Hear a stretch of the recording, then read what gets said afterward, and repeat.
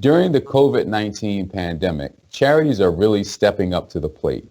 BBBsGive.org is proud of its network of trusted, accredited charities that are implementing innovative solutions to safely deliver their programs.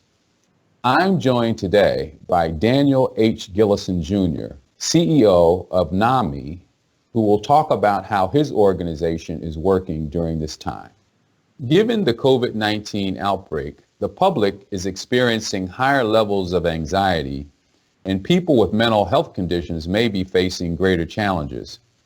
How is NAMI working to safely fulfill its mission during this trying time? We stood up our operations virtually. We had to pivot very quickly, like many organizations, and our helpline is seeing an increased volume of over 40%.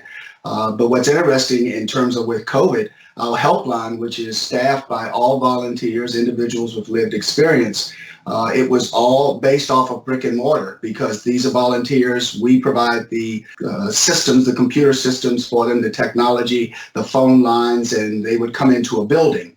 Now what has occurred with COVID is we had to take that volunteer staff and stand up operations virtually, which we had never done or had to do before. How do you see the needs of people with mental health conditions changing in the coming months? Are there any groups that concern you in particular? Now you have with over 30 million Americans out of work, some living with and working with mental health conditions that will start revealing themselves even more as they are not employed. We're seeing some more anxiety, depression, and mood disorders that are coming forward that we're looking to support. And we do have communities of color that are at risk. That's why we've created a guide both in English and in Spanish that provides resources and information on how to get support and help. In a recent charity survey, we found that most charities are concerned about maintaining revenue in 2020.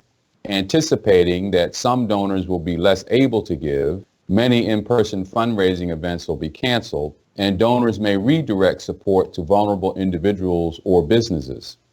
Do you foresee any particular challenges in raising funds in 2020?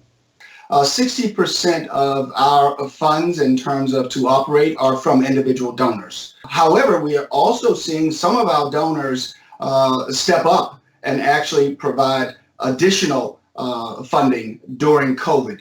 The question is, will it be enough to outrun what we won't see in the last 6 months of the year? Because we will be seeing a lot of individuals redirecting what they would have given to us in past years to other situations, which we will fully encourage and support. But what it means is we have to double down and be very creative and innovative in terms of sourcing funding streams.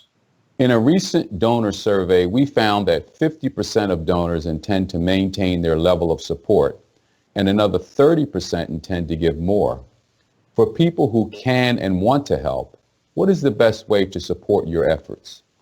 Thank you very much, Art, and the Giving Alliance for this question, because it is paramount in our work right now. And the best way for individuals to give is to go to NAMI.org, and you will see donate, and you can donate there, or they can reach directly to me, and we will make sure to support what they would like to give to us. And that is dgillison@NAMI.org. Is there something you wish the donating public would better understand about the impact of the COVID-19 outbreak on the charitable sector? Yes, there is something it would be great for the general public to know. First of all, everyone that works in the not-for-profit sector is working there because they're looking to give back, because they may have either lived experience themselves or family members with lived experience. So this is a commitment to make a difference. So if you think about the supply chain in the not-for-profit, it's one that sometimes is not as visible to the public. It's just looked at as infrastructure that the public thinks works, but it works because of people who care and decide to give back. Thanks for sharing your insights and for your great work.